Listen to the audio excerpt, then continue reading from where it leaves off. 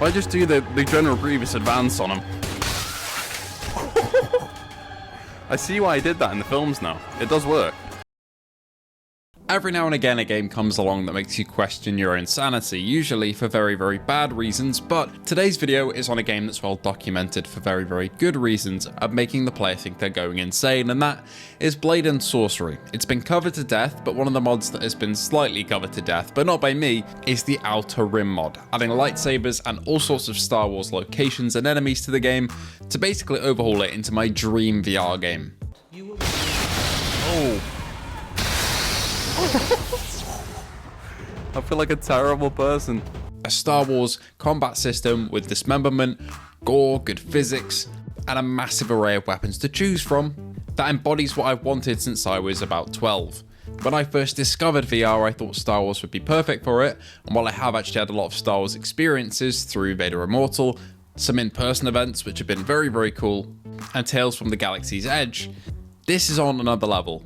While the official experiences do include fully voiced characters and massive budgets, this nails the feeling of a great fan film with pure fan service to essentially enable you, the player and a Star Wars fan, to carry out your Star Wars dreams in VR of having lightsaber duels. And let me tell you, it's incredible. Alright, that's so sick. Okay, I might have been off more than I can do here.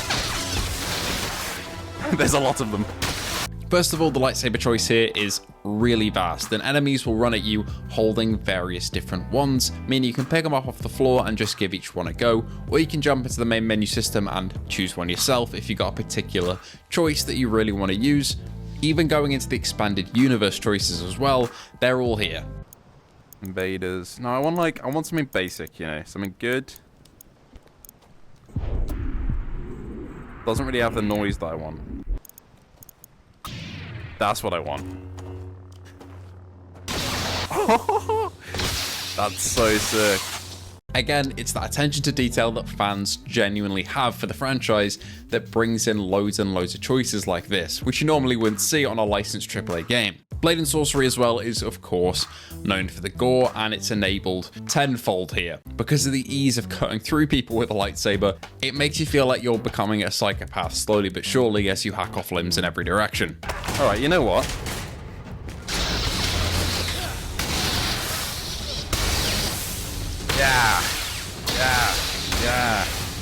Yeah.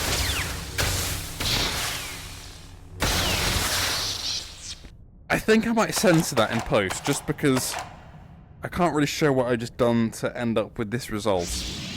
Enable this with easy dismemberment in the menu, and you've got yourself a recipe for disaster if anyone walks into the room and sees your monitor as you slash through various human beings.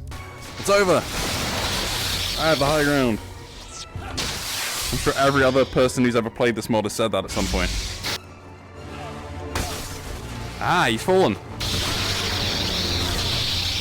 It's even worse when you go through the normal dungeons that the game generates for you that don't have enemies with lightsabers. Instead, they're just sitting there with normal swords and shields, meaning that they're light work for you as you mincemeat your way through the level.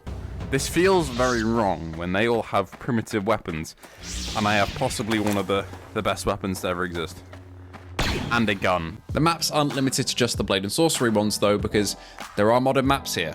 From what I can tell, they're taken directly from the original Star Wars Battlefront, and I'm so happy that they have been because they're incredibly accurate because of it.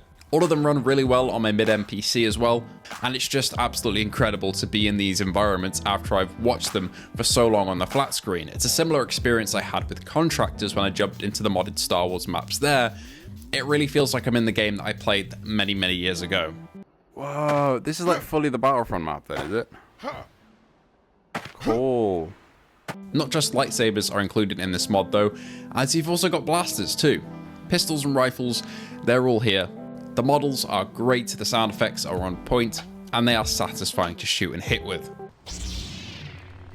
That's possibly one of the coolest things I've ever seen in my life. Gear and equipment too.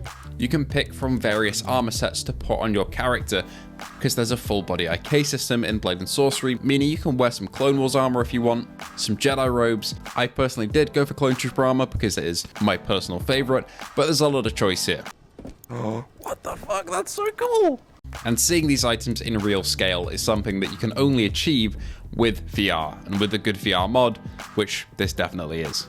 At its core though, Blade & Sorcery is a sandbox with some great arena modes, and this has been used to great advantage here because there are several wave types to fight through, whether you want to fight clones, or stormtroopers, or Jedi, or Sith, or even the game's poor attempt for Gamorrean guards. Gamorrean enforcers? What does this entail? Oh my god, they are actually... Okay, they're just green humans. Okay, that is... There's a lot of choice here, and most of them are modeled really, really well with different wave sizes to make you feel like a badass Jedi fighting against stormtroopers. Ah! This is how Jedi Survivor should have gone. Or feel like a completely horrible person. Oh, I feel like a terrible person. By far the worst mode for feeling like a horrible person though, is one that I'll just play the clip and let it explain itself. The Emperor's bidding. What am I fighting here? Who's coming after me?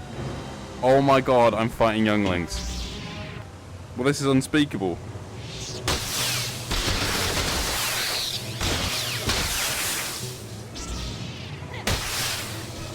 This is awful. Okay, hang on.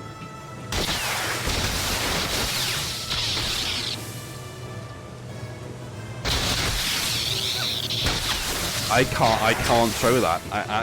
I just can't show that. Anyway, this video has been long overdue. I've been playing around with this mod for a little while now. I absolutely love it and I've been meaning to cover it, but I've just been so busy with PSVR2 stuff. Feels good to be back on PCVR for a video, and there definitely will be more in the future, as there have always been from now and then. But I am mostly PSVR2 focused, so give a subscribe if you're here for that. I also do some flat screen stuff as well. But whatever you're here for, I hope you do enjoy, and did enjoy today's video, which has been slightly disconcerting, but also a lot of fun. I also just want to shout out, as I always do in every video, our patrons. We have Ace Gamer, who just joined, and Luke Bentley, who's been supporting the channel for a little while. Thank you to both of you. You guys help the channel essentially stay going, stay running, make it so that I can keep creating content, and that is much, much appreciated. If you are interested in joining the memberships or Patreon, the links are in the description below, from $3 a month. Just help the channel and support it. Once again, thank you all for watching. Please do feel free to like and subscribe, and I hope to see you all in the next video. Oh, ow! I love where I've got free climb on though. I can climb anything. It's over, gentlemen. They just throw a rock at me. Ow! Fine.